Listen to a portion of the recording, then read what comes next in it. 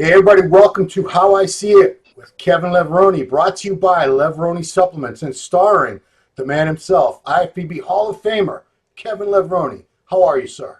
Doing great, Ron. Doing great. Big week for us. Big week Yes, for it all of is. us. Yes. Huge week. I got to know, are you heading out to Vegas for the Olympia? Yes. Okay. Yes, sir. Are you going to the movie premiere for Bigger on Thursday? No. Okay. Well, looking forward to seeing that. Who's promoting? Who's the producer? It's I believe Ben Weider's son, Eric Weider, and Dan Solomon are the co-producers. It's the story of Ben and Joe Weider, and they got Callum Von Moger playing Arnold in it. Sergio Oliva Jr. has a little role as his dad, so I'm looking forward to it. Seeing all that on the big screen. I didn't know anything about it. Where is it at? The Century Orleans Theater, which I didn't know there was a theater in the Orleans. I never really noticed. There must be somewhere though. Okay. Have you ever seen it? Yeah, I had no idea about it. How about the expo? Are you going to be appearing anywhere where people can try to meet you? I'll be out and about, I'm sure. Okay. You know.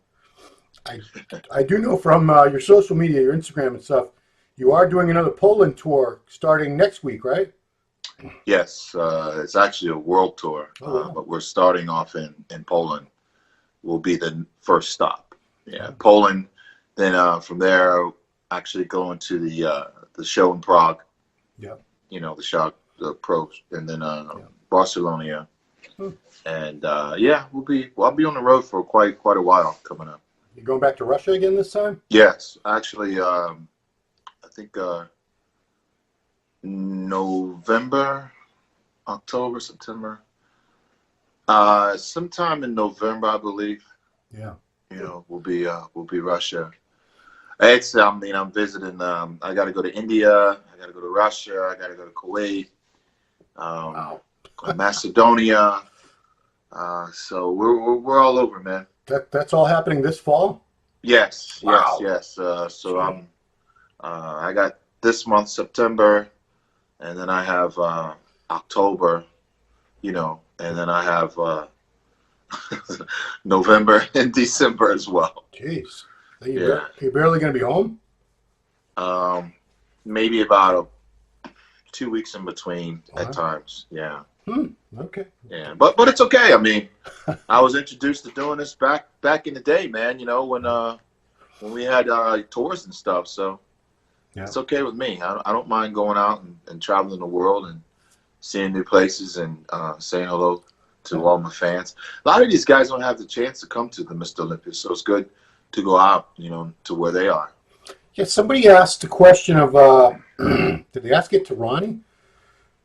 I think it was to Ronnie. Yeah, they said, you know, what do you think about the Grand Prix tours? How come we don't have those anymore? Those are such a cool thing for the European fans, where they got such a chance to see you guys that they otherwise they don't have that chance anymore, really, unless they, you know, get over to Arnold Europe or one of those shows or Prague. Yeah. But you guys used to go like all over the continent in the weeks right after. Yeah, we would hit like 6 or 7 shows in a matter of 2 weeks.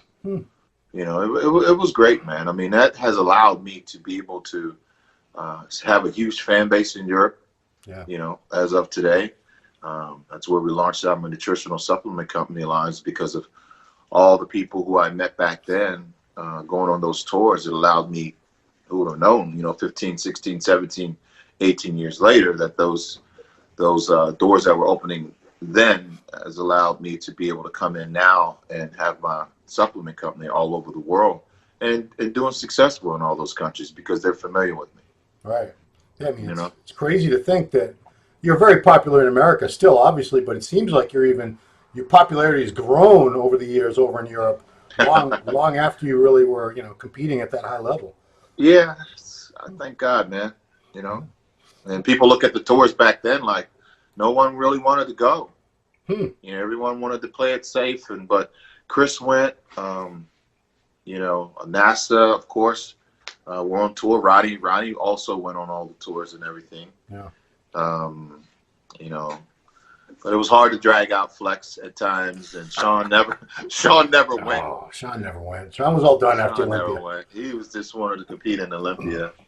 and that was it. But those are the good old days, man. I had a chance of going on those tours to learn what works for your body, learn what doesn't work for your body. Because the Olympia, you got one shot. Yeah. And a lot of times it's hard to come in on, but those tours, you have 7 more shows to dial it in and get it right, man. So I would try things on those tours that just, it helped me become a better bodybuilder, my posing, just everything, you know. Condition-wise, did you typically get better as you went all over the place? Yes, I did. Yes, I did. And what about the other guys? Not so much? No, because they would. I had a little trick that I would do, man, and I never really told anybody about it. So, you can tell us now? Those guys would eat too much while they're flying. They would just eat too much, and sitting in the same chair, sitting in one position while your body at that altitude, you're going to hold water when the flight lands. You know, Vince Taylor was another one who went on a lot of tours. And I just stayed elevated and kept moving around, and I was up cracking jokes with them while they were just sitting there eating and eating, you know, in between flights. So because I'm up moving around, my body didn't hold any water, you know. And then every chance I got, I would lay down and keep my feet elevated on the same level where my heart was, and my body just didn't hold water because of that. So whenever you're sitting and flying on a plane, if you don't get up and move around through that whole flight, you will retain fluid, guys. So that was my trick. And I just dropped my carbs down, man, and only ate when I needed to eat, and didn't overeat anything. So I didn't need to eat 6 meals a day, obviously, because you weren't in the gym training at that level. You know, you're constantly burning calories, but it's a different type. So your cardio was up because you're doing all these shows. So all you need to do is just refuel up after a show and just kind of like maintain. You don't need to eat 6 or 7 meals. There's no point where I needed to eat 4,800 calories like I was home, getting up, training, and going to the gym.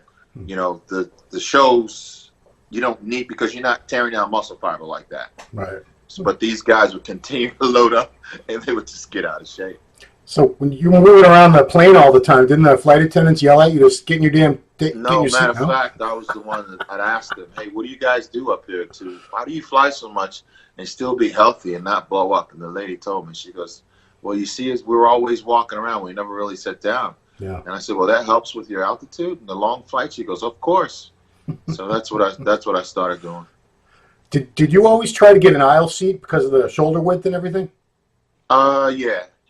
I mean, we were huge. All of us were huge. So, but I would always get up, go in the bathroom a lot. I would stay in the bathroom a lot, stretching in the bathroom. So I'd be in the bathroom about 15 or 20 minutes. You know, then I'd get out, walk around, talk, go back into the bathroom, shut the door, and stretch and stand up. You know, and move myself around like that while these guys are just sleeping. Next thing you know, plane hits the ground and I'm ready to go. Put on some protein, ready to rock and roll, man. They must have had bigger bathrooms back in the day or something, because the bathrooms now they're tiny. You can barely No, it's still the same. Oh, okay. It was still the same size, man. I remember me and Vince Taylor, we would always, you know, back then we had the protein with the paint. You had to paint it on you like a paintbrush. Yep. We would be painting ourselves up in between shows.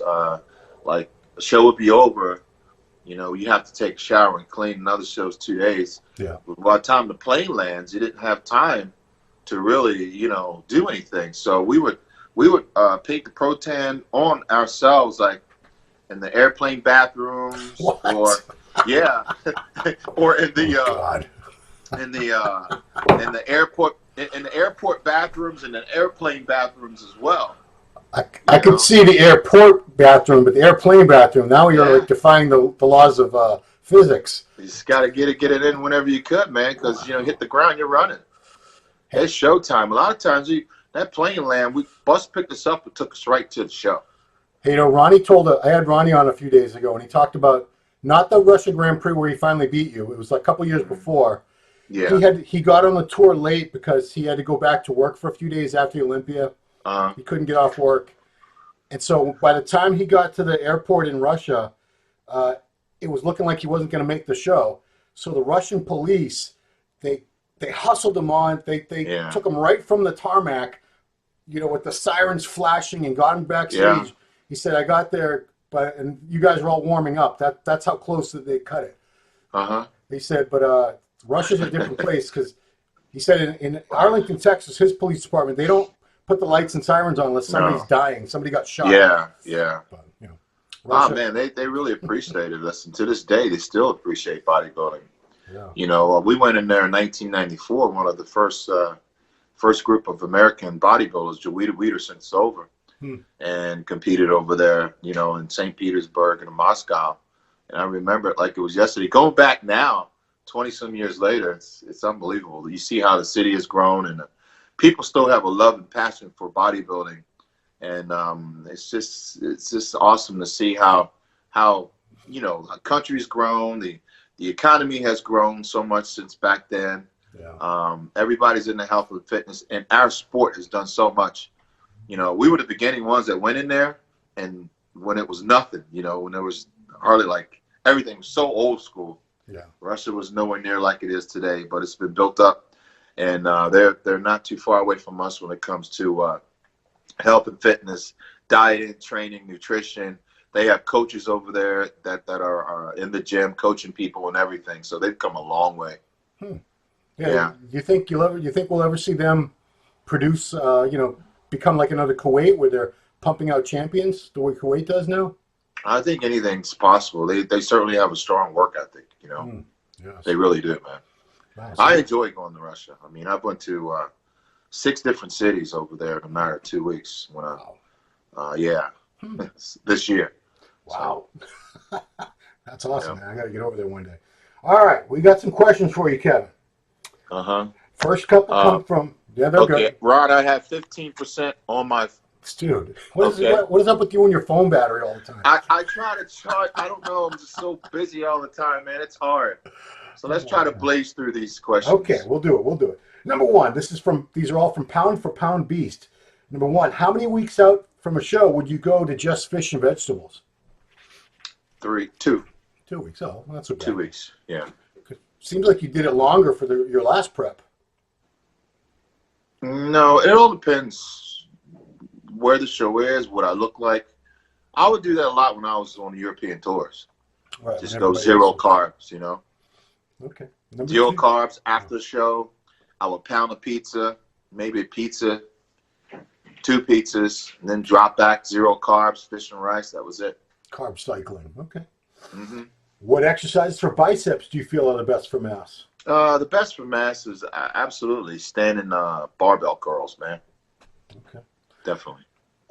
First call out at the Olympia. Who do you think the the 5 guys are going to call out in that first call out will be? Dexter Jackson, Sean Roden, Big Ramy, William Bonek, Phil Heath. Okay, yeah. I mean that was last year's top 5, right? So yeah, I think so. It's be pretty crazy if it wasn't this year's top 5 again. Yeah. The order might shuffle around. Yep. Okay. Glenn Hill 68 from over in the UK wants to know, of the current crop of pros, who would you like to train with and why? I like to train with Kai Green. Did you ever? I wish Kai was competing this year. Did you ever get the chance to train with him? Not yet. No. Yeah. We have the deepest conversations. I bet. Yeah. Well, that would be. I'd like to see that video where you guys are like philosophizing. Oh man, it's awesome. I could talk to Kai for 2 hours and it seemed like only 15 minutes. Yeah, and I mean, similar training styles. It's he's all about the hardcore old school barbell dumbbells. He looks phenomenal. Yeah, I mean, does it kind of bum you out that he stopped competing?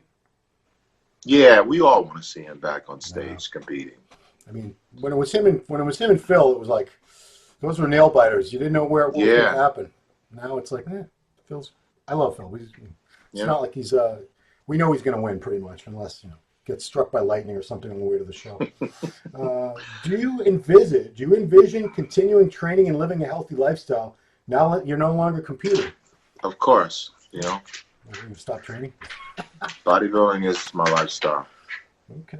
Health and fitness is. So. Any plans on visiting the UK again?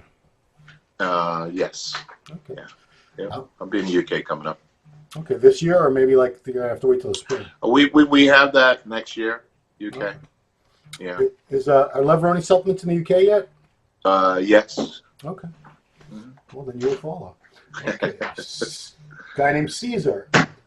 He says, Kevin is a true living legend. Great job in building your brand as well. One of the most beautiful physiques ever. Questions for you. Number one, how is training for the world bench press record going? Is it still on? Yeah, what's going on with that? That's a question. It's a great question. I'll tell you what's going on with that. I was getting out of bed 2 weeks ago, and I felt a pop in my tricep. Oh, Not a pop, but you know how you get bursitis down by your elbow? Yeah. Yeah, something popped down there. Then a week ago, same thing. Rolled over to push myself out of bed, and I went and I had ruptured something in my tendon. Oh, dude. You know, so it's kind of, be honest with you guys, it's kind of slowed me up. Right now I'm having trouble doing a push-up, man. Oh, boy. Well, then Yeah. Okay. And the doctors just said, you know, thank God it didn't happen while I was bench pressing 200, 300, 400, 500 pounds. Yeah. Because I really would have blew everything out. Mm. So it was a slight tendon tear, and the muscle didn't tear, but just tendon rupture. The only muscle you've ever torn is that massive pec tear, right? The pec, and yeah. Then you had another partial pec tear a couple of years ago, prepping Mhm. for the 2016 Olympics. Yes, I did. Okay. Yeah, doing inclines at 405. But triceps, And biceps, nothing's ever happened there, right? I had tricep, something one time, tricep. Nobody knew, Kevin, because your triceps, You know. they look the same. Okay. All right, here's a good one. Would you like to be a judge or a commentator at the Mr. Olympia or any other contest? Yeah, man. I would love to commentate and somehow. I like that part of talking to the guys.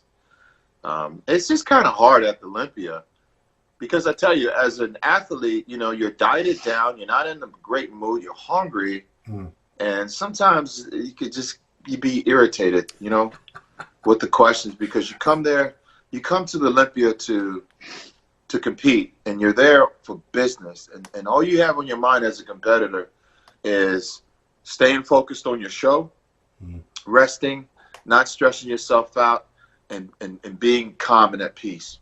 Yeah. And I remember when we have to go to the press conferences and all these questions and interviews things. Yep. If you don't psychologically like disconnect yourself from it, it could really just kind of screw you up as far as your mental state of mind.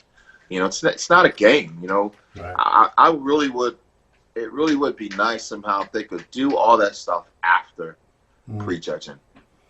Well, I mean, after judging, you're not going to want to talk to anybody. You're going to want to go eat and go back to your room and lay down. Yeah. But really, the press conference and stuff, that would be better if it was after prejudging, but they can't. Somehow you have to, you know, wild it up before prejudging starts and stuff. But in between prejudging or after prejudging would be a great time to have it because they could actually ask the guys, so, you know, how did you think it went? I mean, do you think you got a chance? You think you could pull it off? Right. Right. So it would probably just be something different. You know? Well, I'm with you because we interviewed, you know, the press conference this year. It's Thursday at noon at the Orleans Arena. Giles and I will be there. And then 7 o'clock at night is when they do, it's the Meet the Olympians thing in the concourse level where everybody's got their little table with selling merchandise. And that's where we grab a lot of interviews. And, you know, part of me really hates going up to these guys. Yeah, and, man. Then I can see they're exhausted. Like, they're, you know, they don't want to be there. Right. You don't want to, like, have anything in your psyche. We love the fans. We love you guys. But I've been in that position before where, you know, and then you might hear the guys like, well, this guy's mean or this guy's not a nice guy. No, it's not that he's not a nice guy. You're coming up to him right before the biggest show of his entire life when he's been dieting and prepping for this thing for a whole year, you know, and he's dehydrated and the show hasn't even started yet. And as soon as you get in that place, you don't feel like being bombarded with signing autographs and having all these long interviews. And I don't know, you got to sit there, you know, pick the numbers out and have the athletes meeting and all this stuff. It's like you really just want to walk on stage. The athletes meeting is great. Pick your number, go back to your room, and that's it. Talk to me after prejudging, because after prejudging, I'm going to have a lot to say about how I feel, right? That I think whatever I got to do to come back and take this guy out, you know, you're a little fired up after prejudging, you know. Going into the night show, you know, it's on, you know. Yeah. And I think if they took that approach, man, it would be something different, and you would get a lot more out of the athletes instead of right now they're just sitting back quiet and don't want to say anything at the press conferences, and you got to drag it out of them, you know. And really, you've already said, well, I'm in the best shape of my life. I'm in the best shape of my life. Well, how about let them go on stage and then have that press conference, you know? Right. Yeah, I mean, there's not a lot to talk about before the judging's happened, but Right. you know, me and Giles and the other media people, we still have to try to get something out of these guys. Right. It's So you got Chick and you got Dennis, and hey, how did you guys feel about last year? Hey, what are you here to do this year? Yeah. Well, of course they're here to win the show. right. You know? But how about doing this after pre-judging? Then you have a lot more to talk about. Yeah. Hey, Ron, we saw you on stage. Looked like you came out. You know, you're a little off, but as that show went on, you were edging them out. And I noticed that they called you out. You know, you ended up in the, you know, in a top 5 call out. Who would ever thought you would have made it that far? Right. You know, or something like that, man. Yeah. You know? It's also different from other sports. I mean, I don't think NFL players a day before the show are feeling like they're about to die. But you know, Yeah. bodybuilders, if you're really in great condition, you're not feeling good at all. Yeah. You're feeling pretty bad. Yeah. So Robin, Chick, and Dennis, you guys that listen to this, think about that, man. I think it would add something interesting, a little more you get out of the athletes, a little more boom, you know. And hopefully, this is my apology in advance to all the athletes. I'm going to bother Thursday night. It's just my job, guys. I'm sorry. Got to do I it. know, right? Ron, I got 10% left, baby. Okay, we're good. We're moving. How are the knees doing? Good, great. Okay. No pain? No. Oh, awesome.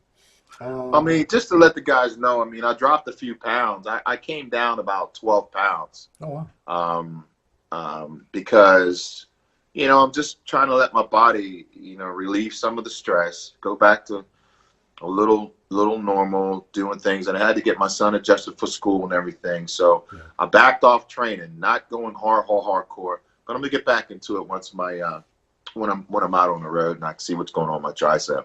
Okay. Yeah. Last question. I think you answered this a couple shows ago. Ever planning on taking on the guru/trainer role? Yeah, absolutely. Okay. Absolutely. Yeah. Yeah, Dektrick's been sending me pictures. He's bringing his legs up. He's Oh, good. coming for back him. strong Good for him. next season. He's Yeah, good for him. just starting out. 40 years old, Yeah. but, you know, he looks like he's about 20, 25. Yeah, I mean, God bless, man. You know, 40 years old now is like 30. Right. You know, 25.